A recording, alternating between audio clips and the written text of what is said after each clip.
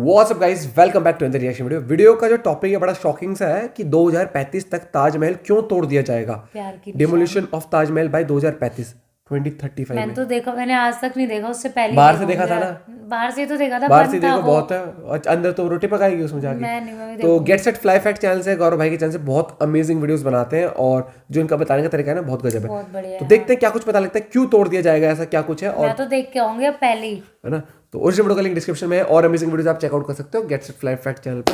और चैनल पर नहीं तो प्लीज सब्सक्राइब, वीडियो को फटाफट से लाइक कर दो और कोई भी वीडियो आप सजेस्ट भी कर सकते हो। Yes. 1 2 3 हेलो फ्रेंड्स, मैं हूं गौरव और 2018 में सुप्रीम कोर्ट ने सेंट्रल और यूपी स्टेट गवर्नमेंट से ये कहा था, या तो ताज को तबाह कर दो, नहीं तो उसकी अच्छी तरीके से मरम्मत कराओ।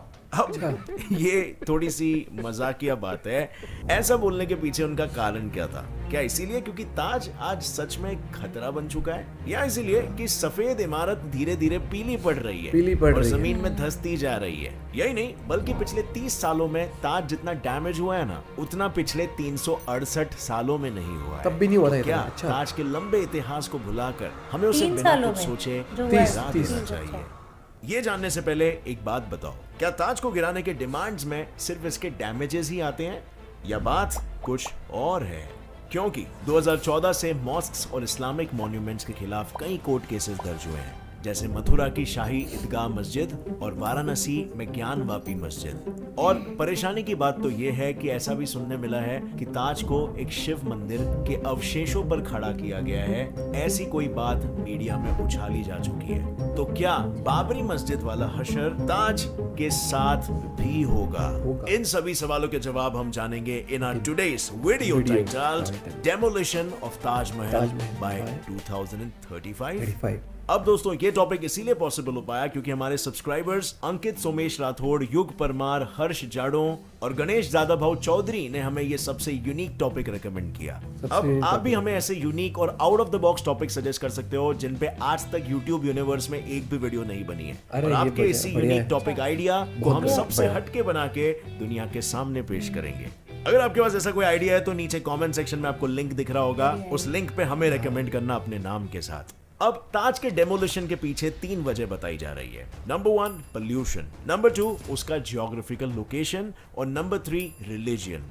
सबसे पहले पोल्यूशन से शुरुआत करते हैं। ये देखो अपना ताज, एक साइड है आज का पीला ताज और दूसरी तरफ है पहले का सफेद ताज। न्यूज रिपोर्ट्स और central board of pollution control की 2002 से 2020 की रिपोर्ट के मुताबिक पिछले 8 से 10 सालों में ताज की हालत बद से बदतर होती जा रही है। इस रिपोर्ट में यह भी सामने आया कि 2002 में पोल्यूटेंट्स PM 2.5 यानी पार्टिकुलेट मैटर 2.5 की मात्रा हवा में 0 थी और वो 2020 में बढ़कर 100 को भी पार कर चुकी है। अब आप यही सोच रहे हो ना कि ये PM 2.5 क्या होता है? तो ये हवा के वो पोल्यूटेंट्स या पार्टिकल्स होते हैं जो 2.5 माइक्रोन से भी छोटे होते हैं, जिनके आगरा में बढ़ने का सबसे बड़ा कारण है आगरा शहर के इंडस्ट्रीज की ग्रोथ, गाड़ियों की ग्रोथ और यमुना नदी का इंक्रीज इन पोल्यूशन। अब जो कि मार्बल भी एक कार्बन बेस्ड कंपाउंड है, वो इजीली एटमॉस्फेयर में मौजूद उन पोल्यूटेंट से रिएक्ट कर लेता है और उन पोल्यूटेंट्स को अपने अंदर सेटल कर लेता है, जो उसे वो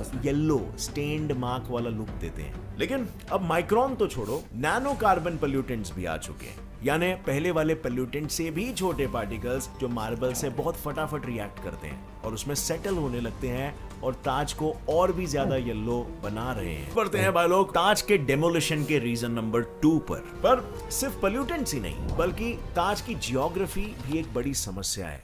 अगर कुछ आर्किटेक्ट्स और एक्सपर्ट्स की माने तो ताज धीरे धीरे जमीन के अंदर धंसता चला जा रहा है, लेकिन ये अनहोनी आखिर हो कैसी रही है? दरअसल ये समस्या इस वजह से सामने आई क्योंकि ताजमहल जिसकी नींव को बनाने में लकड़े का इस्तेमाल हुआ था, वो यमुना नदी के बिल्कुल किनारे पर खड़ी है और ताज को बनाते वक्त इसे ऐसे बनाया गया था कि इसकी नींव को हर दम मजबूत रखने के लिए पानी की जरूरत पड़ती रहे। लेकिन हाल ही में यमुना नदी के पानी के लेवल्स में काफी बदलाव नजर आया है, जिसके चलते ताज का फाउंडेशन खतरे में आ गया है और यही एक कारण है जिससे फ्यूचर में ताज के धंस जाने के चांसेस काफी बढ़ गए हैं। पर सिर्फ इतना ही नहीं, साथ ही आगरा में हर साल मिनिमम एक आधी तूफान तो आता ही है, जिसका प्रकोप मई 2020 में ताज को भी सहना पड़ा था, जब तूफान की वजह से ताज के छत कि रेलिंग्स पूरी तरह से डैमेज हो गई छत थी। के ऊपर रेलिंग्स से damage हो यही टूटे हुए रेलिंग्स नीचे वाले फ्लोर पर भी गिरे थे और वहां भी अलग से नुकसान हुआ था। Damage यानी हाँ, एक तरफ से weak ताज Weak पड़ रहे हैं। डैमेज ही नहीं है, बल्कि वो वहां जा रहे मिलियंस ऑफ टूरिस्ट के लिए भी प्रॉब्लमेटिक हो सकता है। जिसके बाद ताज की अगली परेशानी है रिलीजियन। अब हुआ कुछ यूं कि 2015 में आगरा के कुछ लॉयर्स ने डिस्ट्रिक्ट कोर्ट में पिटिशंस फाइल कर दी, ये कहते हुए कि ताजमहल एक हिंदू मंदिर है। जी हाँ, ताजमहल एक मंदिर है, ऐसा कहा गया। और उनकी इस बात को साबित करने के लिए उन्होंने ताज के कुछ सफेद मार्बल्स को तोड़कर उन पर जांच पड़ताल करने की बात कर दी। लेकिन मजे की बात तो यह है कि ये सारा रायता PNO के द रियल स्टोरी ऑफ ताज नामक बुक से इंस्पायर होकर फैलाई गई है, जिसमें ऐसा लिखा है कि ताजमहल की जमीन पर एक टाइम पर तेजो महाल्य नाम का एक शिव मंदिर हुआ करता था, जिसे तोड़कर वहां इस वंडर ऑफ द वर्ल्ड को खड़ा किया गया था। जिसके बाद से इसी जात ऐसा भी है पात के क्या? आर्ग्यूमेंट्स में ताजमहल को पीसना पड़ गया। लेकिन एक मिनट, ताजमहल का विनाश करना क्या ये कोई नया कॉन्सेप्ट है? इसका जवाब डेफिनेटली होगा ना, क्योंकि ऐसी तबाही वाली बात ब्रिटिश राज्य में भी छेड़ी गई थी जब ईस्ट इंडिया कंपनी जंग लड़कर इतनी कंगाल हो चुकी थी कि उन्हें फंड्स की डेस्परेट जरूरत Funds की थी। और पैसे की बात करें तो ताज से ज्यादा बेहतर क्या हो सकता है ना। तभी तो इंडिया के governor general Lord William Bentinck ने ताज को भद्दा बुला दिया और उसने इसी भद्दे मार्बल को बेचकर मुनाफा कमाने का प्लान बनाया। जी हाँ, साउंड्स स्टूपिड, राइट? लेकिन माइंड यू, इन भाई साहब ने एक ट्रायल राउंड भी किया था, पर शुक्र है कि इस झमेले में ताज की बलि नहीं चढ़ गई और उसके बदले आगरा फोर्ट के कुछ पिलर्स को अंग्रेजों के हाथों शहीद होना पड़ गया। आगरा पर फोर्ट इंटरेस्टिंग के- बात तो यह है कि इस बिजनेस से अंग्रेजों को कुछ खास फायदा नहीं हुआ था, क्योंकि इनके आइडियाज पर इनके ही लोगों ने इतना विरोध किया कि बनी बनाई बात पर पानी फिर गया और अंत में ताज को जड़ से मिटाने का हाँ, ईस्ट उसमें इंडिया कुछ नहीं कंपनी का सपना सपना ही रह गया। पर जब ब्रिटिशर्स भी ताज की मजबूत नींव को हिला नहीं पाए थे, तो क्या हम इंडियंस में है वो दम? अब इस सवाल का जवाब जानने के लिए हमें फिर से पोल्यूशन, ज्योग्राफी और रिलीजियन, इन तीनों एस्पेक्ट्स को एग्जामिन करना पड़ेगा। जिसमें सबसे पहले तो इस बात में कोई शक नहीं है कि पोल्यूशन ने ताज की हालत बद से बदतर कर दी है। मगर Pollution तो बहुत क्या affect pollution करता है के हमें। लेवल्स को कंट्रोल नहीं किया जा सकता? आपको सुनकर शायद अच्छा लगे, बिल्कुल किया जा सकता है और किया भी जा रहा है। जैसे सेंट्रल और स्टेट गवर्नमेंट ने ताज के 500 मीटर्स के अंदर किसी भी तरह के कंस्ट्रक्शन के काम पर रोक लगवा दी है। 500 साथ ही मीटर के? वेहिकुलर ट्रैफिक को कम से कम रखने के लिए जनता को पब्लिक ट्रांसपोर्ट का इस्तेमाल करने का सुझाव दिया गया है और सारी गाड़ियों में बिना कोई एक्सेप्शन के CNG डलवाना कंपलसरी कर दिया। पर यही नहीं, ताज के आसपास से गुजरने वाले हर नाले और पाइप्स जो यमुना नदी में गंद मचा रहे थे, उन्हें रीलोकेट करने के स्टेप्स भी ले लिए गए हैं और बायो वेस्ट के साथ ही म्युनिसिपल वेस्ट को जलाना सख्त स्टेप्स मना लिए जा रहे दिया हैं उसके गया लिए है। ना, ये अच्छी बात हालांकि है। ये सारे बढ़िया है। स्टेप्स कितने काम आएंगे ये तो वक्त ही ये तो बताएगा। आगे ही पता लगेगा। लेकिन पोल्यूशन के अलावा अगर ताजमहल की ज्योग्राफी को परखा जाए तो जहां आज के जमाने के बिल्डर्स नदी के किनारे इमारत खड़ी करने से पहले 100 बार सोचते हैं, वहीं ताजमहल के इंजीनियर्स ने यमुना की रेती में ऐसा क्या खोज निकाला था जो वो इस ऐतिहासिक स्मारक को खड़ा कर पाए? इस बात को हकीकत में बदलने के लिए उस टाइम के इंजीनियर्स यमुना के रेत को तब तक खोदते रहे जब तक उन्हें रेती के नीचे ठोस जमीन नहीं मिली थी। उसी ठोस जमीन में आगे चलकर उन्होंने पत्थर और महोगनी लकड़ी के टुकड़ों और लोहा और सीमेंट डालकर उस पर एक सॉलिड प्लेटफॉर्म का निर्माण बहुत दिमाग किया, लगा जिस लोगों पर ने। आज खोद-खोद ताजमहल इतनी शान से खड़ा है। और ये प्लेटफॉर्म बरसों से यमुना के पानी को सोख करके उससे और मजबूत बनता जा रहा है। और ये कैसे और क्यों होता है, इस बात की खबर हमें आज तक नहीं लग पाई है। बट इसके रहस्य के छुपे रहने के बावजूद ताज के धंसने के प्रॉब्लम को सुलझाने के लिए ASI ने एक प्लान प्रपोज किया, जिसमें एक साधारण से बांध की मदद से पानी के लेवल को बरकरार रखा जा सकता है ताकि ताज के नीचे के प्लेटफॉर्म को सोख कर हमेशा सके उसको। पानी मिलता रहे। पर यमुना का पानी ताज का इकलौता सिरदर्द नहीं है, क्योंकि इसको सॉल्व करते ही तूफान का सिरदर्द सामने आता है। हालांकि इसको कंट्रोल करना कोई रॉकेट साइंस नहीं है, क्योंकि ऐसा नहीं है कि वहां पर कभी कोई तूफान नहीं आया है। तभी तो तूफान से होने वाले इन्हीं डैमेजेस को ASI हर साल बिना भूले रिपेयर भी कर देता है। पर अगर इस सब के बावजूद भी ताज का इंटीरियर एक सेफ्टी हैजर्ड बन गया है, तो सिंपली टूरिस्ट को अंदर जाने से रोका जा सकता है। इतने सिंपल से प्रॉब्लम के लिए पूरी इमारत की बलि क्यों चढ़ानी है ना? और इसीलिए क्योंकि ज्योग्राफिकल एस्पेक्ट को सेटल कर दिया गया है, तो हमारे आखिरी पॉइंट रिलीजन पर भी जरा गौर फरमाते हैं। इसका क्या सोल्यूशन हो सकता है? जहां इससे पहले कि दुनिया भर की जनता दूसरे ख्याली पुलाव पकाने लगे, let me make it very clear, Taj Mahal कोई भी जमाने में शिव मंदिर नहीं हुआ करता था।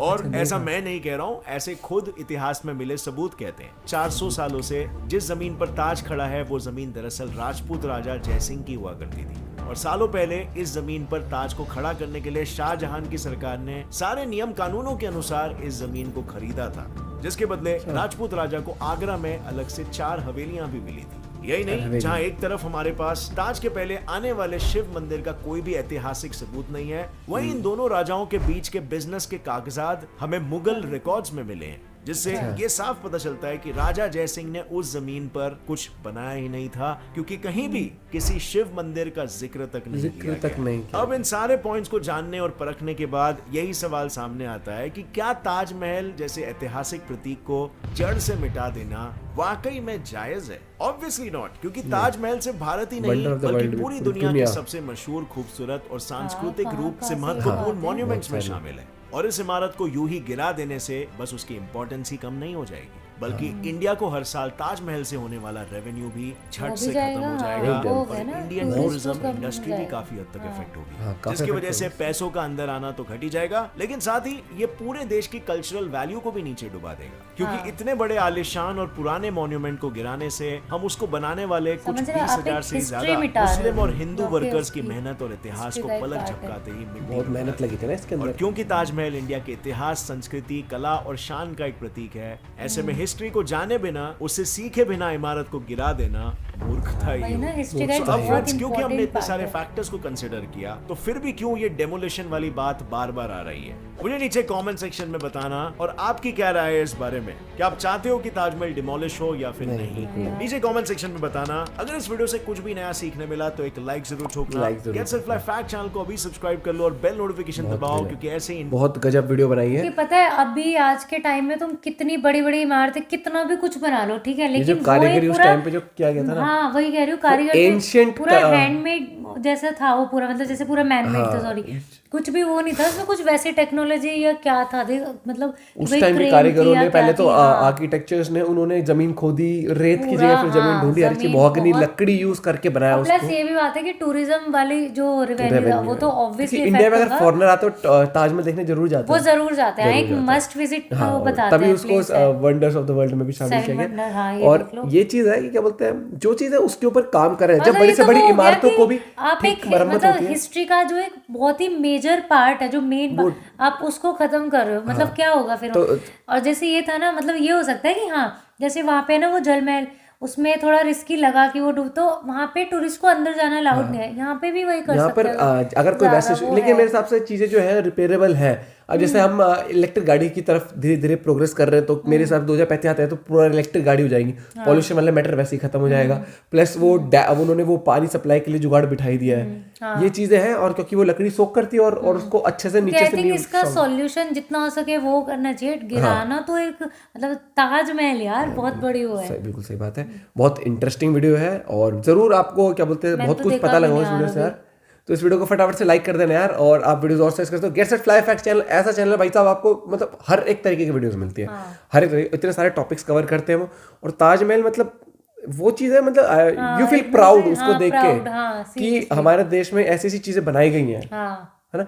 और वो डॉक्यूमेंट्स भी दिखाए कि उनके बीच में जो लेन देन हुआ था कि इसके बदले 4 हवेली उनको दे दी थी, हर एक चीज। तो मेरे हिसाब से नहीं होगा, बस इसकी रिपेयरिंग, हर एक चीज रिपेयरिंग का थोड़ा सा ही हो सकता है कि थोड़ा जैसे अभी कितने टाइम में एक बार थोड़ा रिपेयरिंग नहीं तो बीच में से एक चेकिंग होती है, क्या एक चीज को चेक करते रहो कि इसमें क्या है। अगर कोई लगता है कि वीक पार्ट है तो उसको रिपेयर करा जाए और बढ़िया तरीके से। बाकी चैनल में तो प्लीज सब्सक्राइब, वीडियो को लाइक करना मत भूलना। Bye bye, take care.